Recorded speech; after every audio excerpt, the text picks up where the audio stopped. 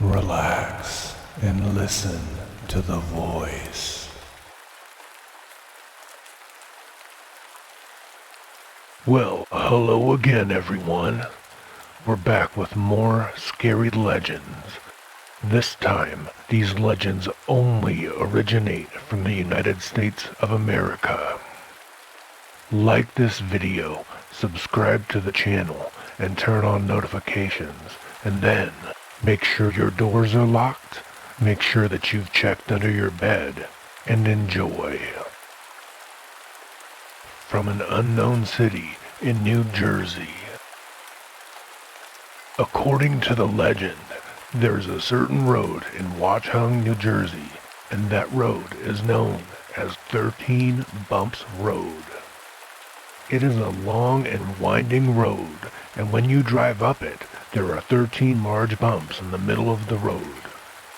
They say that centuries ago, 13 witches were killed and buried on that road. As the story goes, in the mid-1700s, there were 13 sisters who plagued the local town of Feltville, which is now part of Watchung Reservation. The sisters formed a coven of 13 witches and cast spells on early settlers of the mountain range. They were allegedly responsible for killing many of the children of the settlers. Supposedly, the settlers took matters into their own hands one day, and they killed all 13 witches by hanging them from the trees somewhere in the mountains. Then they proceeded to burn the bodies of the witches, and they buried their remains on the dirt road. Many years later, when the road was paved, 13 bumps emerged out of the ground. The townsfolk dug up the road, leveled off the bumps, and paved it over. Just 1 week after that paving of the road, the 13 bumps in the middle of that road again returned. Every time that they tried to remove the bumps would just reappear. They say that the witches wanted to remind the townsfolk of what they had done. Legend has it that if you count the bumps as you drive along the road, and you only count to 12, then you are supposed to get the hell out of there, because that means that one of the witches is following your car. You're supposed to drive over the bumps and count them, and then say, 13 witches, out loud. If you look behind you, you will see that the witches will be chasing you. This road has become a major attraction for teenagers who go out on dates and drive over the 13 bumps. The boys will tell the girls the story of the witches and the 13 bumps, and they will freak each other out.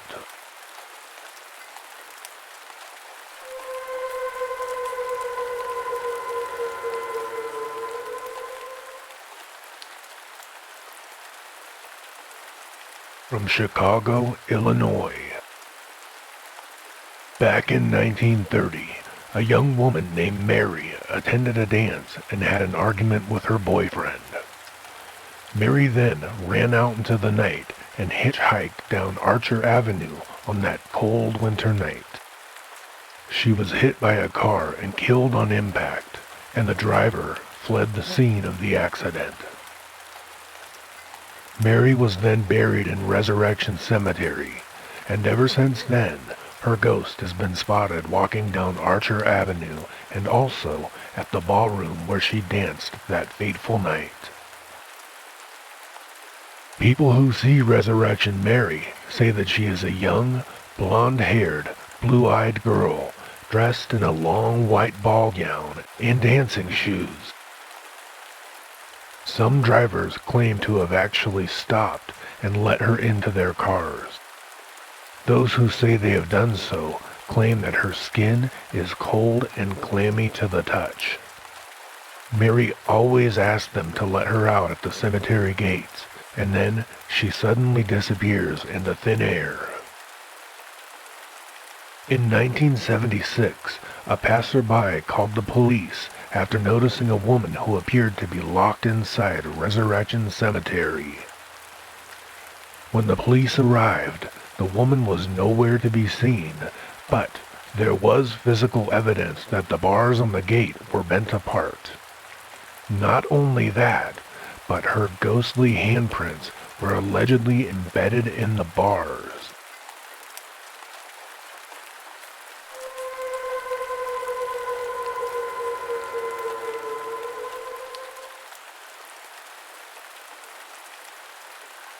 From Tucson, Arizona. According to a local legend, the meat grinders in Farmer John's meat packing plant in Midtown Tucson are haunted by the ghosts of two murdered children. In 1964, the Slaughterhouse and meatpacking plant was owned by a man named Warren James. He had two children, Sarah, who was 8 years old, and Nelson, who was 6. One afternoon in early October, Mr. James was delighted when his children dropped in to visit him at work. Their nanny, Miss Stiles, had brought the two kids by for a short visit. She ushered them into their father's office and told them to wait there until he was ready to spend some time with them, and then she left to take a short break. Miss Stiles had only left the children alone for a few minutes, but when she returned, she was shocked to discover that the office was empty and the two children were gone. Unable to locate them, she then alerted their father. Mr. James immediately shut down the production line and asked his employees to assist in the search for the missing kids. They all walked around the meat packaging plant, looking under tables and moving machinery, but there was no sign of Sarah or Nelson anywhere. By this time, Mr. James had started to become frantic. He decided to contact the police and report his two young children as missing. Soon afterwards, a police car pulled up and 2 officers arrived to make a more thorough search. After spending hours combing the factory, searching high and low, the police could find no trace of the missing children. It seemed as if they had just vanished into thin air. Mr. and Mrs. James, at this point, were inconsolable. A week passed by, and there was still no sign of Sarah or Nelson. The police suspected foul play, and a team of officers were dispatched to go over the entire building with a fine-tooth comb. This time, they examined the meat processing machinery very closely, and their diligence finally paid off. They discovered what appeared to be traces of human remains lodged in the sharp blades of the meat grinders. The entire plant was immediately closed down, and a recall order was issued for all meat that had recently left the plant. The official reason given was contaminants found in meat, human in nature. Within days, the police issued a warrant for the arrest of the children's uncle. Mr. James's brother had a long history of being mentally unstable. His job in the factory involved feeding meat into the meat grinders. As horrible as it was of a thought to contemplate, the police believed that the crazed man had murdered his nephew and his niece. When they broke the horrible news to Mr. James, the devastated man collapsed in despair. The police had to explain to the grieving father that they believed his own brother had fed the bodies of the poor children into the waiting jaws of the meat grinders.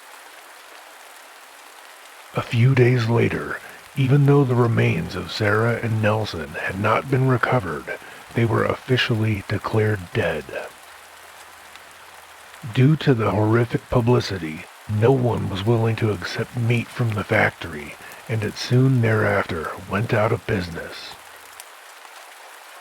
Shortly after the closure of the business, The dead body of Mr. James was found hanging in the factory's refrigerated meat locker. Driven out of his mind by grief, he had taken his own life. After Mr. James's death, the property, the building, and all the contents of the meat plant were sold, and over the years it passed through many different hands. Roughly about 10 years later, the new owner began contacting the police to report mysterious trespassers inside of his factory. According to the employees who worked there, a little girl and a little boy were constantly being spotted running around the building. Matters only became worse when the frightened employees claimed that they had seen an adult man throwing 2 young children into a meat grinder. When the workers rushed over to stop the crazed individual, he would vanish completely and disappear into thin air. Eventually, employees began to quit, and they kept quitting, and the new employees would quit as well.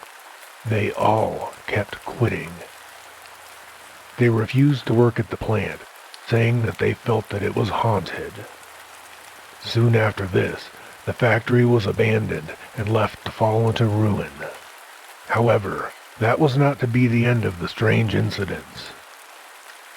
In 1984, 20 years to the day after the children had vanished, a security guard who was patrolling the area discovered the body of a disheveled man hanging in the factory's meat locker. After the body was transported to the mortuary, the man was identified as Warren James, the uncle of the missing children. Inexplicably, the medical examiner found the words, "I killed them," carved into the chest of the man's corpse. They say that every year, during the month of October, the ghostly figures of 2 young children can be seen running around the abandoned factory building. On Halloween night, according to legend, the shadowy image of a man can be seen hanging in the meat locker, while another figure can be seen dumping 2 small bodies into the meat grinders.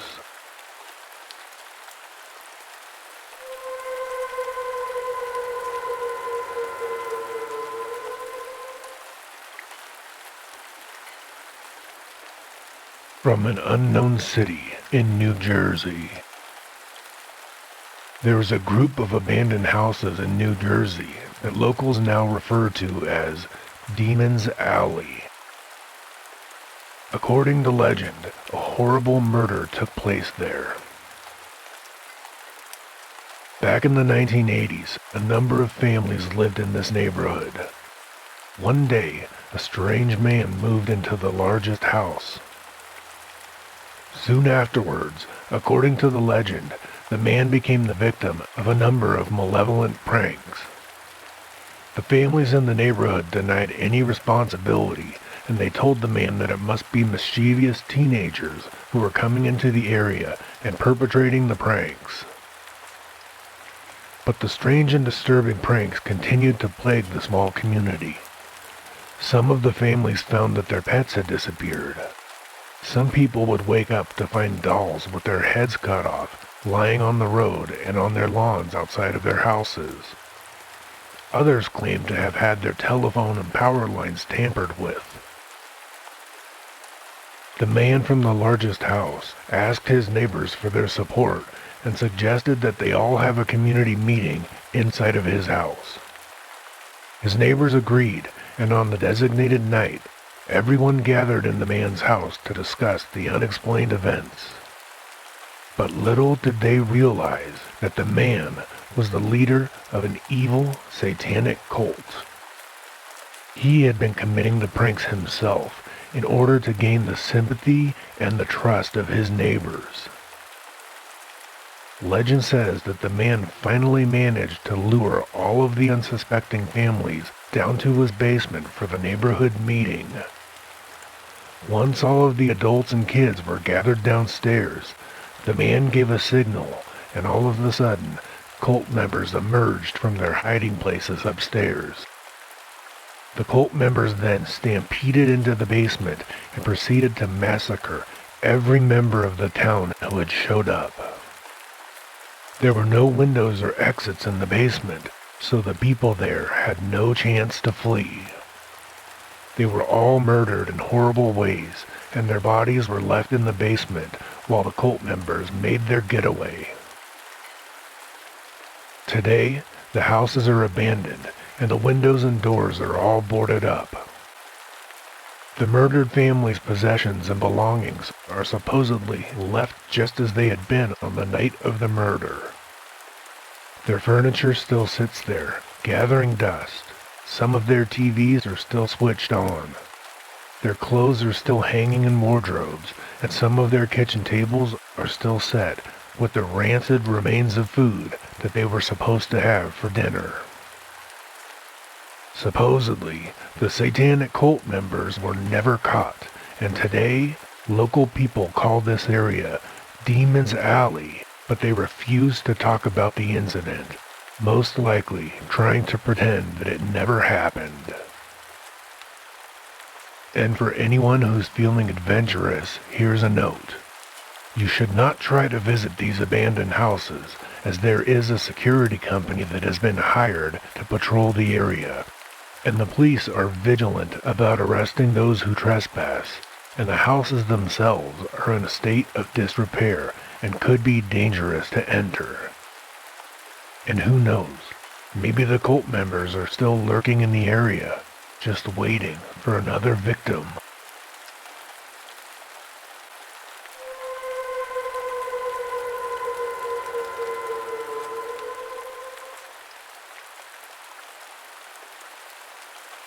From Lansing, Michigan. The legend of Dr. Blood begins with an old cemetery near Lansing, Michigan. A wealthy family with the last name of Blood lived in the area, and they built the cemetery on their land sometime in the 1800s. They say that the Bloods were a family of doctors, and each successive generation of the Blood family produced at least one more doctor. The last surviving member of the Blood family was an old man named Dr. Blood. He was reclusive and lived with his wife in the rundown family mansion.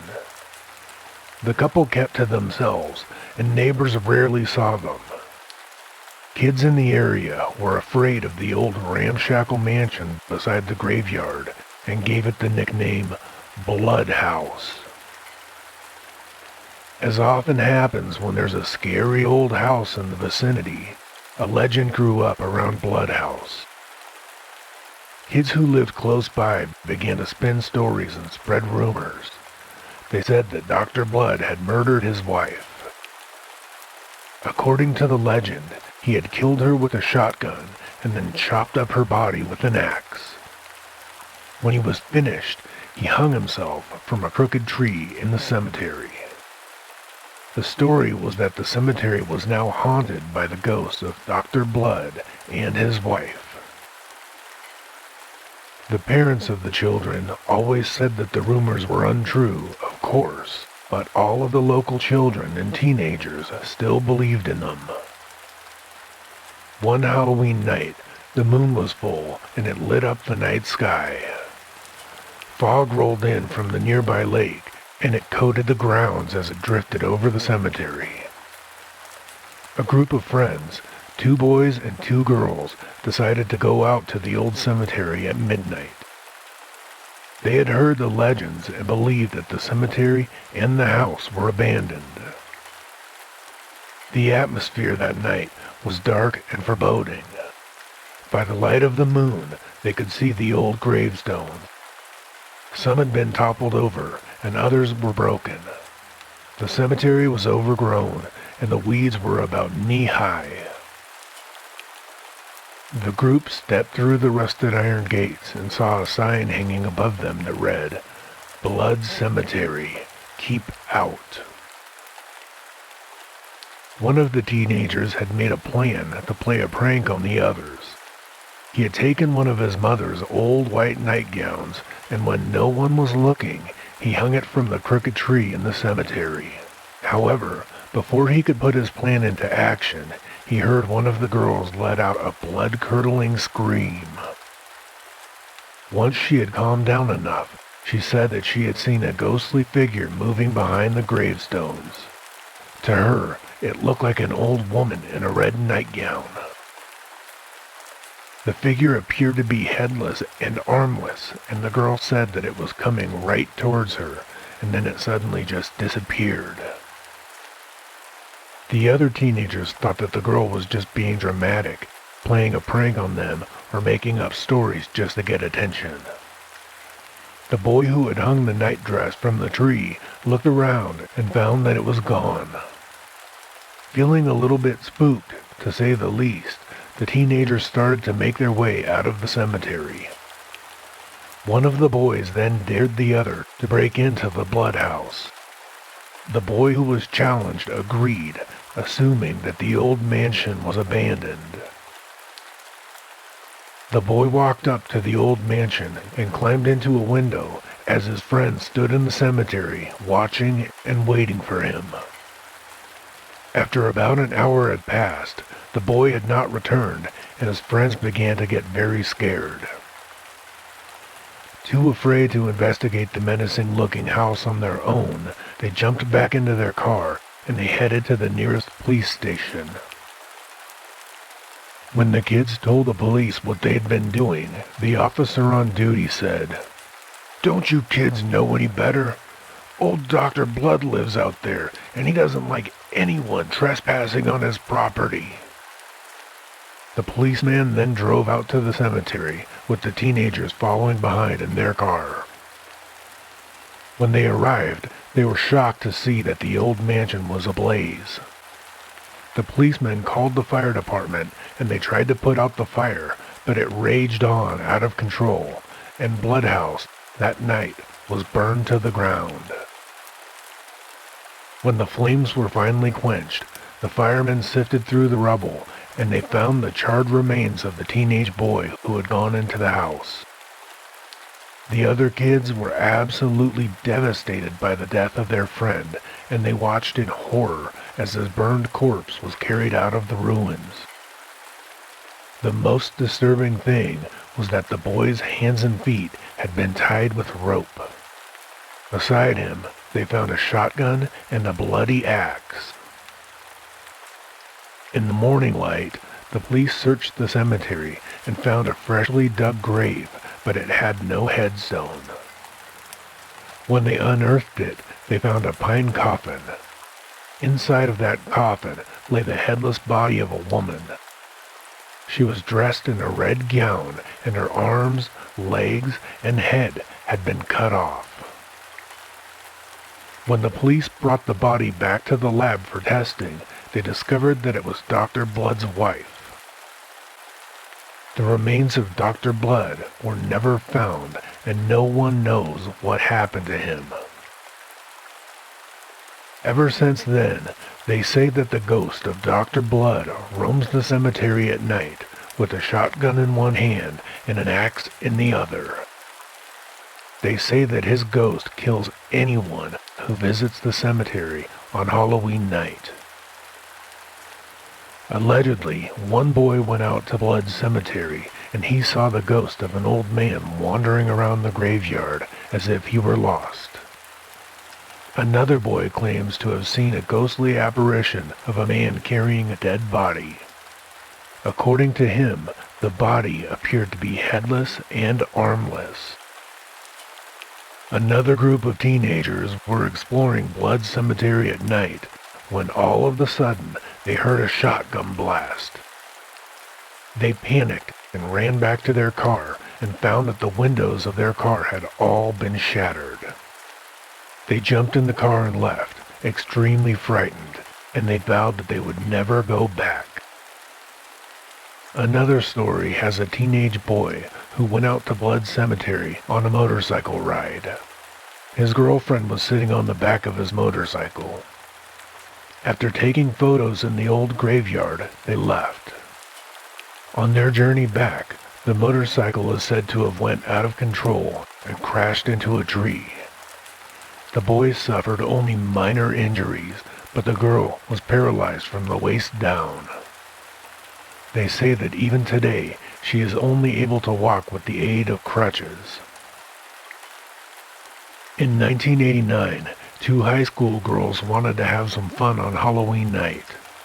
After hearing about the legends of Blood House and Blood Cemetery, they drove out to Blood Cemetery.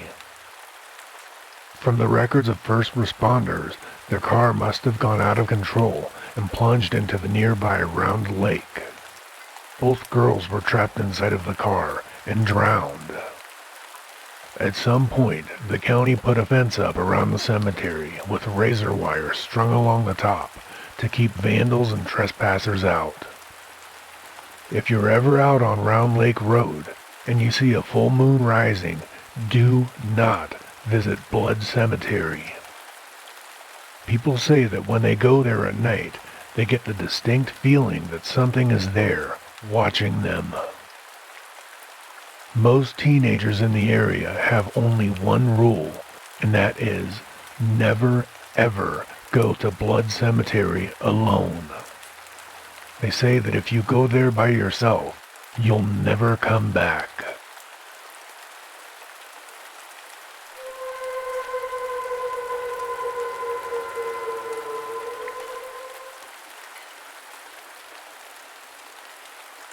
From Marlboro, New Jersey. Years ago, the Slaughterhouse was part of a large farm which was owned by a man named Mr. Allen. The farm was over 500 acres and had been in his family for generations.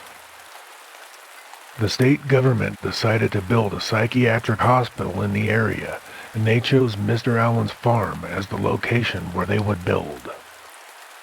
The only problem was that Mr. Allen refused to sell his land. Well, this didn't stop the government, and they seized the land, forcing the poor farmer off of his own property. This essentially robbed the man of his livelihood, because without his land, he was unemployed. In 1933, construction of the Marlboro Sanitarium was completed. It was a huge mental hospital, containing many buildings and over 1,300 mental patients and staff. The old farm buildings were abandoned and left to fall into ruin. Having lost everything he owned, Mr. Allen began to lose his mind as well. He was often spotted wandering aimlessly around the hospital grounds at night, muttering to himself, and sometimes screaming into the air. He kept trying to get back into his old house and began stalking and threatening the hospital staff. It seemed that he got crazier and crazier, and his behavior became worse and worse. Eventually, Mr. Allen was arrested and evaluated. He was then found to be clinically insane, and the government had him committed to a mental hospital, the Marlboro Psychiatric Hospital. Ironically, he was locked away in the same mental hospital that had taken his land and driven him crazy in the first place. The farmer spent many years at the asylum, keeping pretty much to himself. Because he had been a farmer, Mr. Allen was allowed to do odd jobs around the hospital grounds, like cutting grass, tending to plants, and so on. One day, he escaped, and he was never seen or heard from again. A massive manhunt ensued, but after several weeks of searching, there was still no sign of him, and they called the manhunt off. After his disappearance, the hospital staff began hearing mysterious noises at night. The noises sounded like animals squealing, and they were coming from the broken-down remains of the old slaughterhouse building. These squeals were allegedly so loud that they disturbed the mental patients, and many inmates had to be restrained or sedated at night to keep them from completely freaking out. The hospital staff then hired a security guard to patrol the grounds. One night, The guard was doing his rounds when he found messages written in animal blood on the wall of the old slaughterhouse.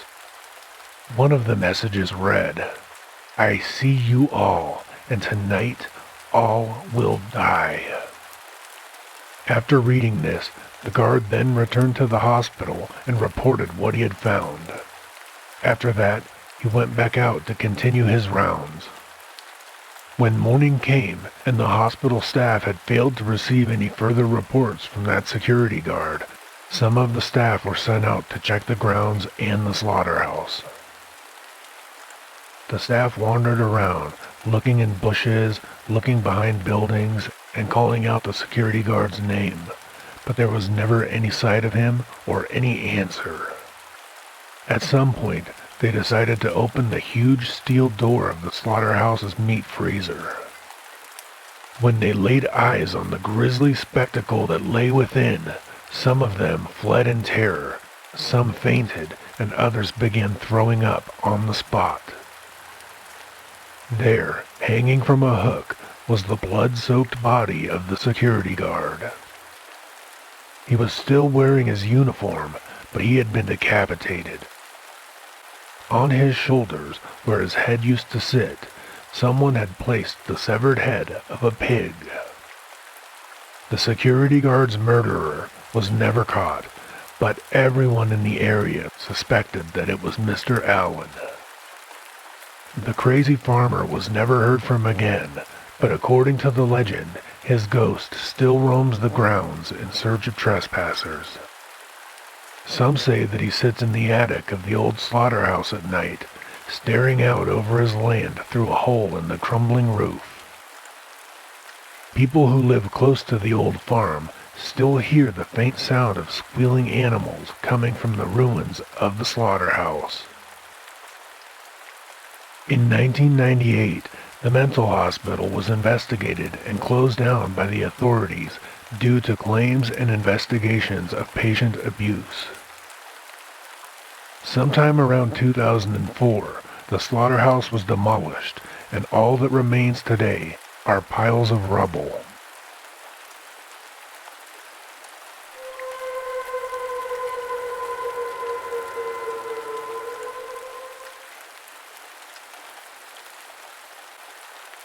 From Columbus, Ohio. Back in the 1950s, Dr. Mooney lived with his wife and 3 children in one of the old homes in Columbus, Ohio. The family was very wealthy, and the Mooneys seemed to have the perfect marriage. People who knew them said the couple were very much in love, and when they got married, Dr. Mooney had even erected a statue of his beautiful wife in their backyard. However, as fate would have it, the family's happiness would not last very long. Dr. Mooney may have been rich, but a series of bad investments on the stock market resulted in him losing all of the family's money. His bank account was completely wiped out, and the unfortunate man sank into a deep depression. They say that Mooney's wife and children were embarrassed by his battle with depression. They tried to ignore the problem and refused to bring him to a psychiatrist, fearing that their neighbors would find out. With his depression left untreated, Dr. Mooney gradually descended into madness and insanity. One dark night, the demented man finally snapped and flew into a psychotic rage. He took an axe and he murdered his wife and children as they slept in their beds. But Mooney's insane act was not yet complete. He chopped off his wife's head and he kicked it around like a football and then kicked it out of the bedroom door, then down the stairs and through the front door and all the way down the hill to Calumet Bridge. Still seething like a lunatic, Mooney returned to the house, grabbed his wife's hacked-up body, and took her out to the backyard, where he buried her underneath the statue. Then he took the bodies of his 3 children and brought them down to the Calumet Bridge, where he hung them off the side. They say that Mooney's youngest daughter was still clutching her teddy bear when Mooney tied a rope around her neck and tossed her over the bridge. The next morning, a husband and wife were out driving in the area. As they neared the bridge, they spotted a teddy bear lying in the middle of the street. Beside the teddy bear, there lay a woman's severed head. They screamed as they recognized the face on that head as the face of Mrs. Mooney. Trembling with fear, they looked up and saw the corpses of the 3 young children hanging from the bridge. But that's not all. The body of Dr. Mooney was hanging right there beside them. It appeared that, when his rage subsided, he must have realized what he had done, and then the crazed father had taken his own life.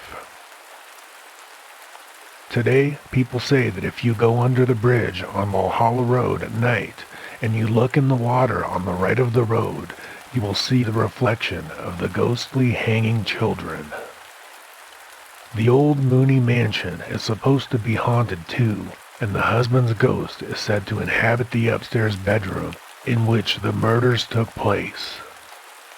If you pass by, you will see a cold blue glow visible through the upstairs windows of Mooney's mansion. According to legend, the vicious axe murder is reenacted nightly, and if you go into Mooney's mansion at midnight, climb the staircase, and knock on the bedroom door, you will then see a shadowy figure kicking a phantom severed head all the way down the stairs and out into the street. Also, as the story goes, the statue of the wife still stands in the backyard of Mooney's mansion. It's said that if you go there at midnight on Halloween night, they say that you will see the life-size statue of Mooney's wife bleeding from all the places where she received blows from his axe. According to one story, a man was out walking one night on Valhalla Road when he heard something moving in the bushes by the side of the road. Whatever it was kept rustling and following him as he walked down the street. Eventually, feeling a little bit irritated and frightened, he turned around, puffed his chest out, and called, "Come out and face me!" To the man's horror, he then saw the severed head of a woman rolling out of the bushes. The head rolled right past him and continued tumbling down the road. After seeing that, the man was so freaked out that he ran all the way home at full speed. That was the last time he ever walked home alone in the dark. The legend of Mooney's Mansion is probably the most famous ghost story in Columbus, Ohio. However, no one in Columbus actually knows exactly where the haunted house is located. Some say Valhalla Road, and others say Calumet, south of the bridge. Either way, the popularity of the legend persists to such an extent that if you are caught snooping around Valhalla Road or Calumet Bridge at night, you may be arrested.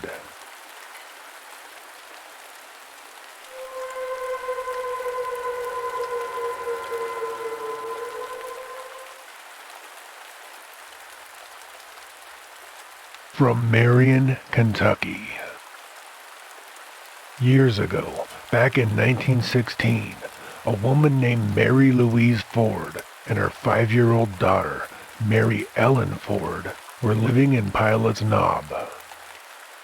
Both the mother and daughter were accused of being witches, and the superstitious villagers were too terrified to wait to bring them to trial. Instead, they dragged the mother and the daughter out of their house and burned them alive at the stake. They buried the mother's body somewhere else, but they were afraid that the little witch girl would come back from the dead in search of revenge. So the fearful villagers made sure that they took precautions to protect themselves. They buried the little witch right there in Pilot's Knob in a steel-reinforced coffin. After they lowered the coffin into the grave, they filled it in with concrete.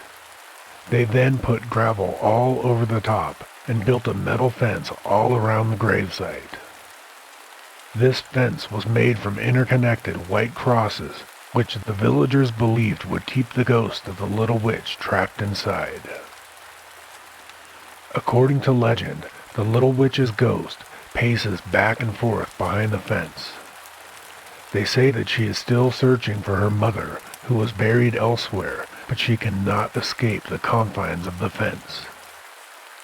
Some people claim that they had even seen the tiny child's footprints in the gravel over her grave. Locals believe that if you visit the little witch's grave alone and get too close, her hands will come up from the grave, grab a hold of you, and try to drag you down into the concrete. Those who claim to have seen her say that she wears a white dress that is scorched at the bottom and that her long blonde hair smolders at the ends. The people who live in the area advise visitors not to go near the gravesite. "Well, I never go there," said one local. "No one does. There's a lot of stuff that goes on up there." Other locals will tell you that you need to turn around and not go into that cemetery.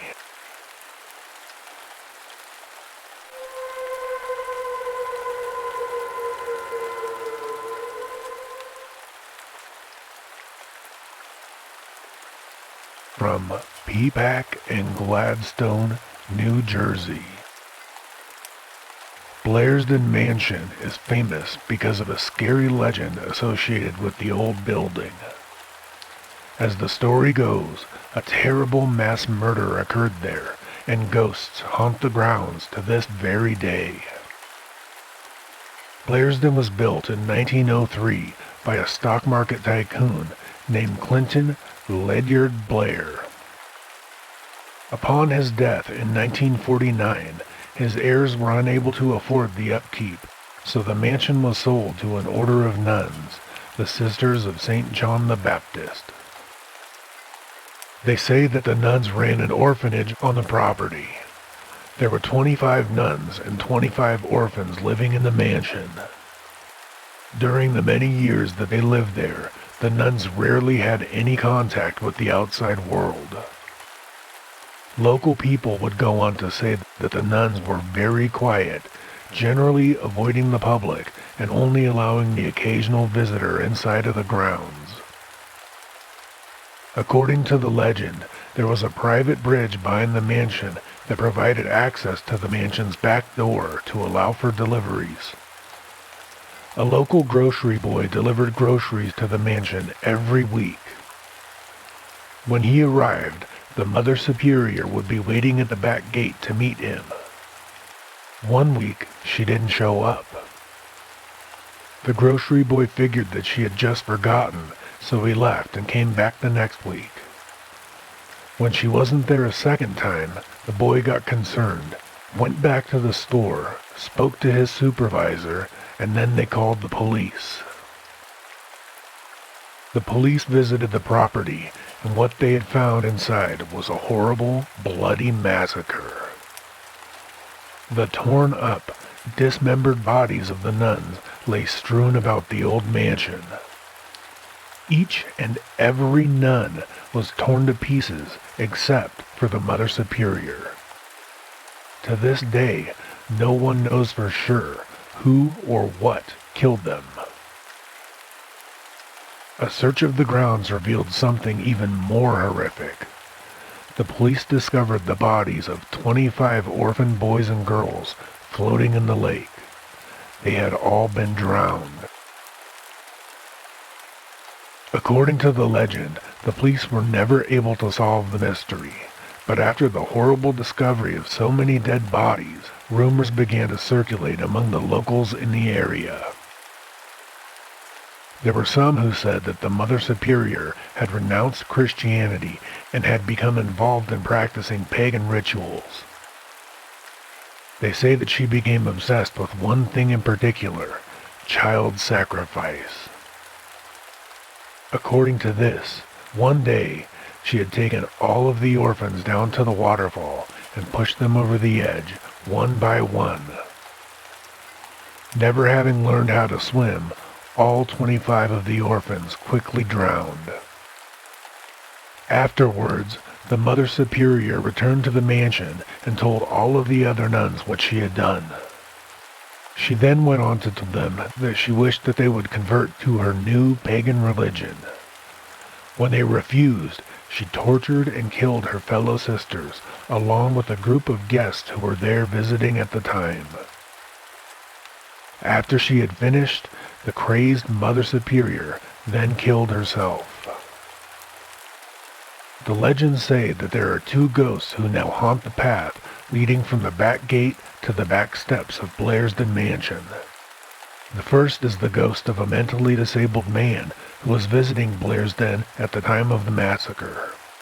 This man was allegedly tortured and killed by the Mother Superior. They say that he is a warning ghost and can be found at the halfway point of the path where the two trees cross each other, making a doorway. He will appear and desperately try to scare you away in hopes of preventing you from going any further. If this ghost's warning doesn't frighten you and you choose to continue down the path, they say that you will then see the ghost of the Mother Superior herself. She will be waiting for you at the bottom of the mansion steps. Her objective is to lure you into the mansion, only to torture and kill you, just like she did to her fellow nuns. No one knows for sure whether or not Blairsden Mansion is really haunted. Some people swear that they have seen the ghosts with their own eyes, while others claim that this is simply not true. What we do know for sure is that Blairsden Mansion is on private property, so, once again, that means no trespassing. We simply tell you this as a warning, as if you trespass on the property, the police will likely show up very quickly, arrest you, and you could be charged with trespassing and fined hundreds of dollars in court. So far, there's records of many people who have been arrested and fined, so please, be cautious and don't trespass.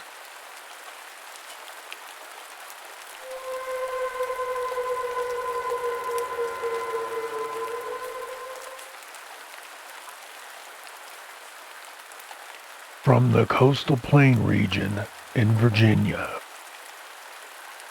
The Great Dismal Swamp is vast and ancient, sprawling across the borders of Virginia and North Carolina. Tall, twisted cypress trees rise eerily from the murky waters, and Spanish moss clings to their branches and their tangled, exposed roots. Wild creatures roam through the undergrowth, and the cries of birds echo in the distance.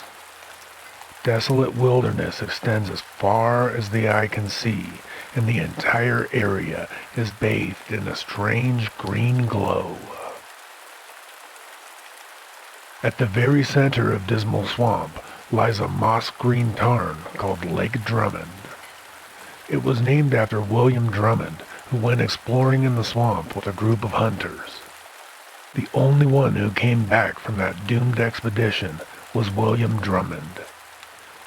He staggered out of the undergrowth, his clothes ragged and his body nearly dead from starvation, his mind nearly insane from fear. The man kept babbling incoherently about strange forces that were at work in the swamp. The famous ghost story of the Great Dismal Swamp begins with two young lovers. A boy and a girl were about to be married, but on the eve of their wedding, the girl went out walking in Dismal Swamp. She was never seen again. After a few weeks, people believed that she must be dead, and they gave up searching for her, but the boy never gave up hope. Maddened by his grief, he became convinced that the girl was not dead, but simply lost out there in Dismal Swamp. The boy heard stories from the local men who had spotted a ghostly girl dressed in white wandering through the swamp. So the boy went out every night, exploring the depths of the swamp, searching for his lost love. One night, the boy didn't return. Even though the people in the area searched for him for 2 weeks, his body was never recovered.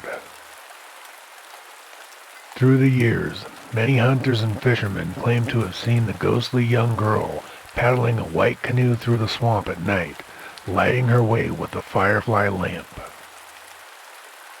But oft from the Indian hunter camp, the lover and maid so true are seen at the hour of midnight damp to cross the lake by firefly lamp and paddle their white canoe. One night a man went down to the swamp, and he was astonished to see two people walking ahead of him towards the lake.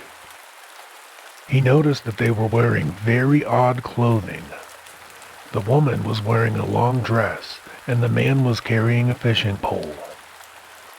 When he walked up to the two people, they vanished into thin air. Another man was paddling his canoe at night when he suddenly saw a lady dressed in a long white flowing gown standing by the water's edge. When he passed by her, she just stared at him, and when he looked back over his shoulder, she had vanished, and in her place was an eerie, white, ethereal mist.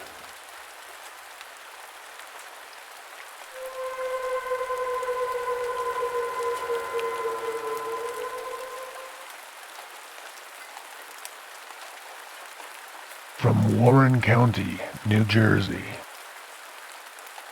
No one knows for sure how Shades of Death Road got its eerie name. Some say that years ago, the trees grew over the road, forming a natural canopy that didn't let in any light. During the middle of the day, the road would be almost as dark as it would be in night. Robbers and bandits would hide in the shadows of the trees on either side of the road, laying in wait for victims.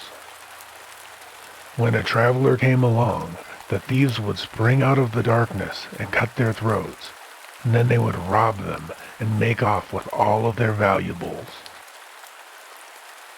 The local people would sometimes take revenge against these robbers by lynching them and leaving their dead bodies hanging from the very same trees as a warning to others.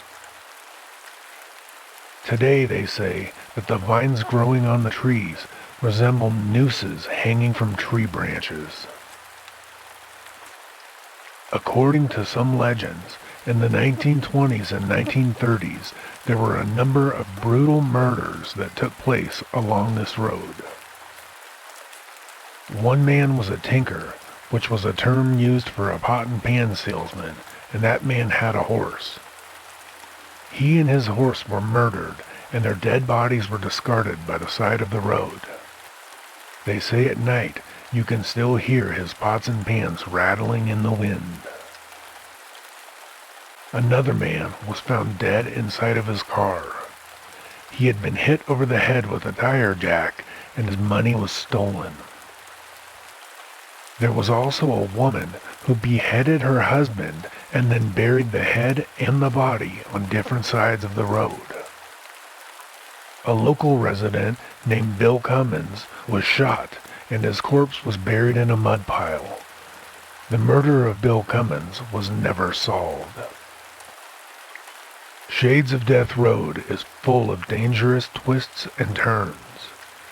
Many people say that the road is a black spot for fatal car accidents. It is believed that the reflective guardrails along the road indicate all of the spots where people have been killed in car crashes.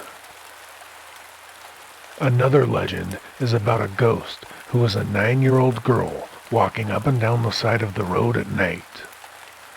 Rumor has it that if you should stop your car and she sees you, she will come up to your car and ask you one question, which is, where her parents are.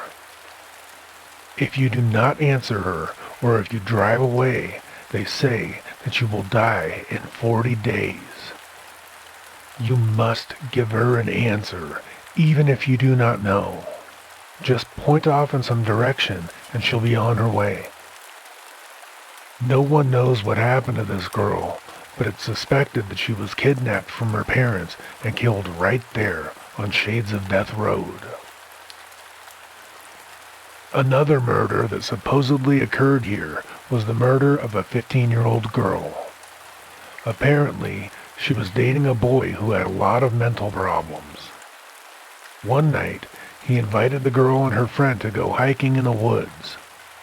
When they were there, deep in the forest, he attacked the girl. Her friend managed to get away and tried to bring help, but by the time she came back with the police, it was too late. The boy had already assaulted the girl and stabbed her to death. In this tale, that boy is now a man, and he is still serving a life sentence. In the 1990s, two people who visited Shades of Death Road found hundreds of Polaroid photographs scattered along the road and in the nearby woods.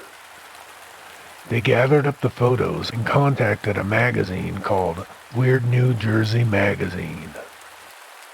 Apparently, there were literally hundreds of photographs. The Polaroids were old, and some were just completely creepy. They became known as the Shades of Death Polaroids, and the place where they were found was eventually named and is still, to this day, called the Polaroid Trail. Most of the disturbing images in these Polaroids showed women, blurred and somewhat difficult to identify, lying on some sort of metal object. None of them were smiling, and some of them did not even appear to be alive. There were rumors that a serial killer in the area took pictures of women just before he murdered them. Local police actually began an investigation into this, but somehow the photos disappeared shortly afterwards. There are also rumors that devil worshippers live along Shades of Death Road. According to this legend, they drive up and down in a black truck and they attack anyone who dares to stop on the road. Not that long ago, two students were driving along the road when their car suddenly stopped working. They then saw a large black truck coming towards them at a very rapid pace, so they hid behind some trees. A big man wearing combat boots and carrying a baseball bat got out of the truck. As the frightened students watched from their hiding places, the man then walked up to their car and said aloud, "Who's on my road?" At that point, the students were so frightened that they took off and started to run through the woods. They managed to hide behind an old abandoned cabin in the woods, cowering in the darkness, and they waited there for hours until they thought that the man had left. Eventually, they were about to come out of their hiding places when they heard loud, heavy footsteps and a voice called out, "That's what happens when you're on my road." The terrified students froze, sat still, and waited until morning before they tried to go back to their car. They found that the vehicle had a huge dent on the side, all of the windows were smashed, and there was a note stuck to the remains of the windshield that read, "I seen you."